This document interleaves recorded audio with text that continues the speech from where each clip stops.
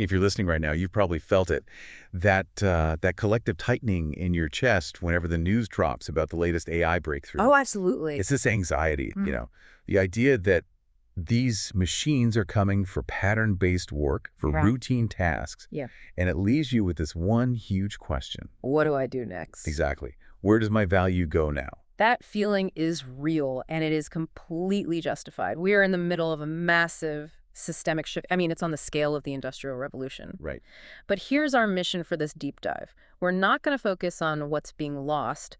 We're going to talk about what endures. Okay. We're going to shine a really bright light on the domains where human judgment, lived experience, and that ethical accountability, that stuff remains absolutely irreplaceable. And the good news is we aren't just guessing here. We have a map. We have a map. We are diving into a detailed framework. It's called the 16 Categories of Future Resilient Human Jobs. It was curated by Coach Lisa Bowen, and she uses it in her coaching process through the work that remains. And crucially, this isn't just pulled out of thin air. It builds heavily on the foundational work of American AI expert David Shapiro. Exactly. He laid the groundwork. And the big idea here really is to give you some assurance. This guide is a roadmap. It proves there is a kind of work that remains and always will. Work rooted in care, presence, Ethics, story, creativity, and ultimately in you. But before we jump right into those 16 categories, we have to understand the logic underneath it all. Right. We have to grasp what separates the human work from the automated work in the first place. Yes. Okay, so let's unpack that. What is this fundamental filter? Before you can define the jobs, Shapiro defined the functional strengths that make our work future-proof. He did. And they're powerful because they are so inherently human. There are 4 areas where our capabilities are just, well, concentrated. And those are? Judgment work, emotional work, creative work, and physical or embodied work. If you look closely at any job that seems resilient, it relies heavily on at least one of those 4. Machines can process data, sure, but they can't authentically judge a moral outcome. Or feel empathy. Or feel empathy. Or generate truly new cultural meaning. Or, handle a wrench in a weird, unpredictable space. That makes perfect sense. An algorithm can analyze 1,000 legal cases, but it can't judge human intent. Precisely. So, building on those 4 pillars, Shapiro detailed 5 specific employment niches. These are the bedrock job areas that are just, still human. Let's get into those. What's the first one? The first niche is high-liability jobs. These are roles where a human being has to be personally accountable, ethically, legally, professionally. Okay, so give me an example. Think of a surgeon making a split-second call in the OR, or a pilot, an architect signing off on a skyscraper. The consequences of failure are just so high. Society demands a person be on the hook for it. Society demands an explanation, transparency, ethical justification. You need a human for that. Wait a minute, though. If AI can process all this data about, say, construction materials and stress loads, why is an architect or a fiduciary still on that list? It's the moral intuition. It's the weight of the consequence. The AI can give you the optimal blueprint, no question. But if the building collapses, you don't sue the algorithm. You need a person to stand up, explain their decision-making, and face the penalty. That ability to own risk, that's the barrier. Accountability itself is the moat. Okay. The second niche feels similar, but it's defined by regulation, right? Statutory positions. Exactly. Legally protected work. These are jobs where, by law or by licensing, it must be a certified human.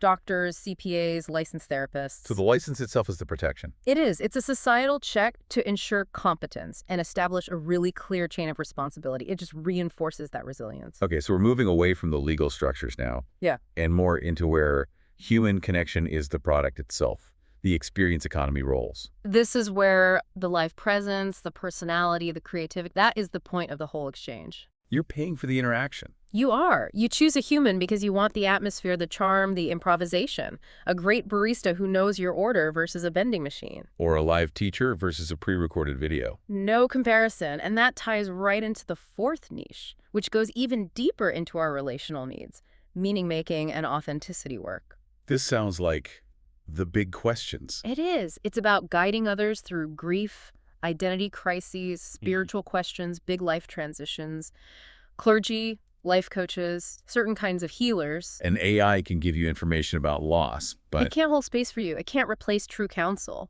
Not authentically. And the 5th and final niche. It's all about guiding human decisions, relationship-based, trust-heavy roles, Sales negotiation. persuasion, diplomacy, rapport, high-stakes salespeople, negotiators, diplomats. They succeed because they can read emotional nuance. They build trust over time, and they guide decisions that are driven as much by emotion as they are by logic. So those 5: liability, statute, experience, meaning, and trust. That's the bedrock of all future-proof work. That's the foundation. And this is where it gets really interesting for me, because Coach Lisa took those 5 broad niches and expanded them into 16 detailed categories. She did. So why? Why the expansion? Why not just stick with 5? It's all about precision. The 5 niches tell you what is resilient, but the 16 categories, they help you map your own skills to that reality. It makes it more personal, actionable. So much more. She basically took a broad area like experience economy and broke it down into specifics like performance or aesthetic work or direct service. It makes the roadmap something you can actually use to find your place. Okay, let's walk through and we can group them to make it easier.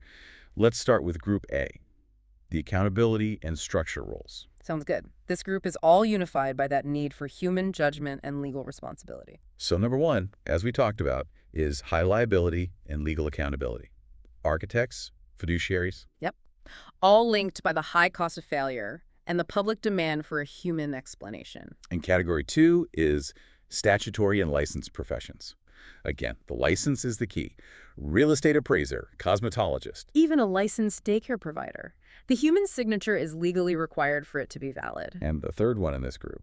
Government and civic participation roles. Think about diplomacy, policy negotiation, and election official. This requires navigating all these competing interests and cultural nuances. It's pure moral and political judgment.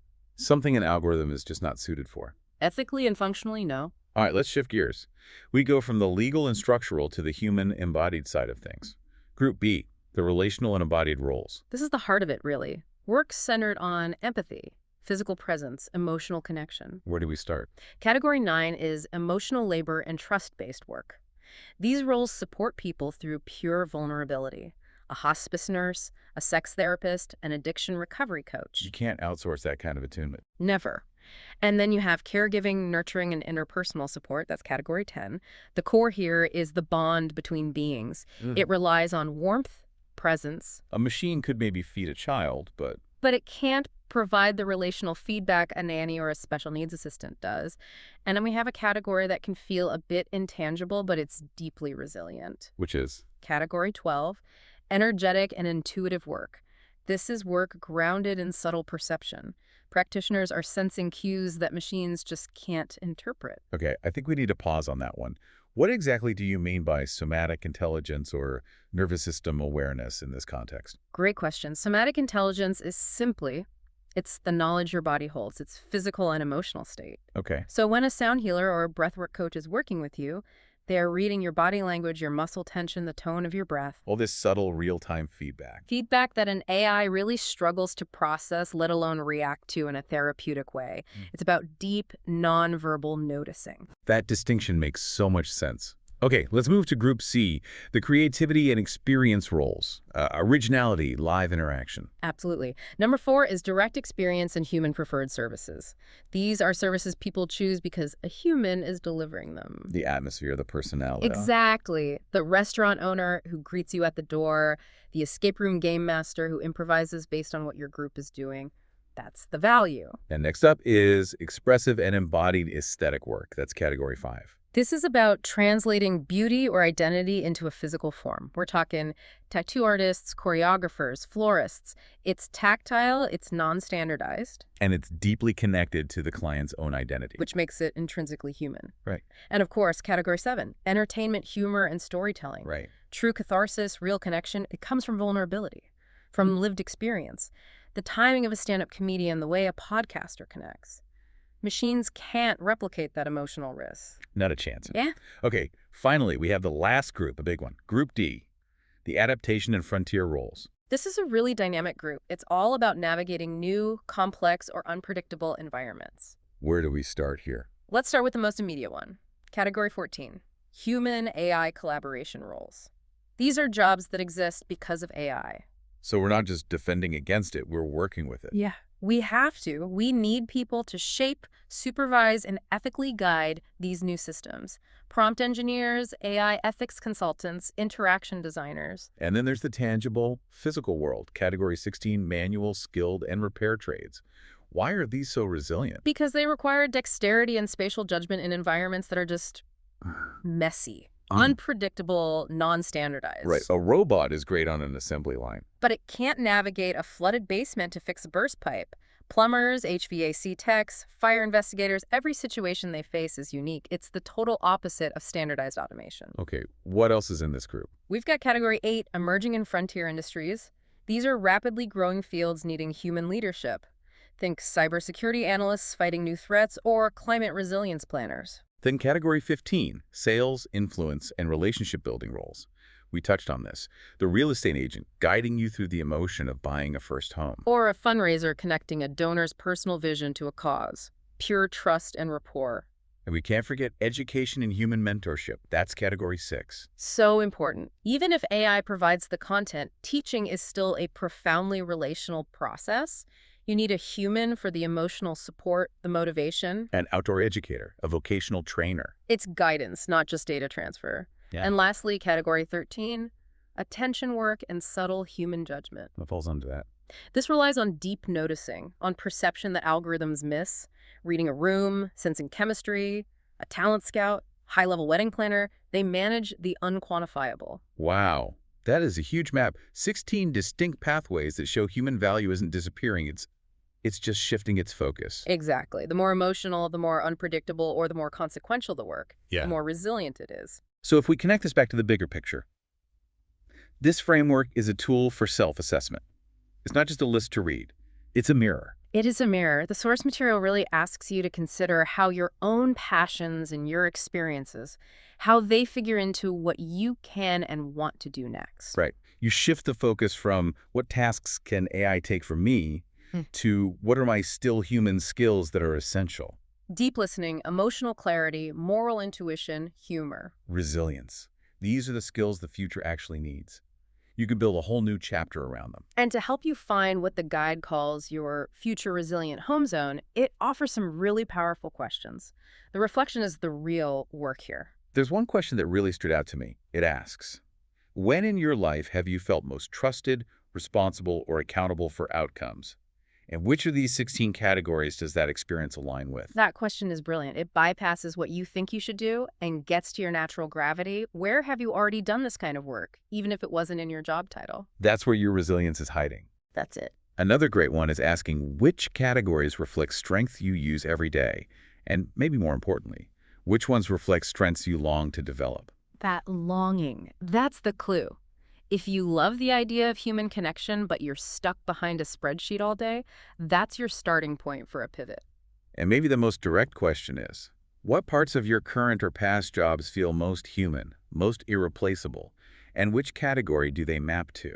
So if half your day is data entry, which is automatable, but the other half is mentoring a junior colleague. Category 6. Or navigating an ethical conflict with a supplier. Category 1. You know exactly where to shift your focus. The whole approach, it's about getting out of that analysis paralysis and giving you a sense of agency. Which brings up a really important question for you, for anyone listening. If AI automated 80% of your current job tomorrow, which of these remaining categories would you feel genuinely excited to step into? Not intimidated, but excited. That excitement is your guide. It's your most reliable guide to work that actually feels like a contribution. And this whole framework, the 16 categories of future resilient human jobs, it comes directly from Coach Lisa Bowen and the experience she offers through the work that remains. Yeah, their whole process is really focused on helping you clarify those still human strengths.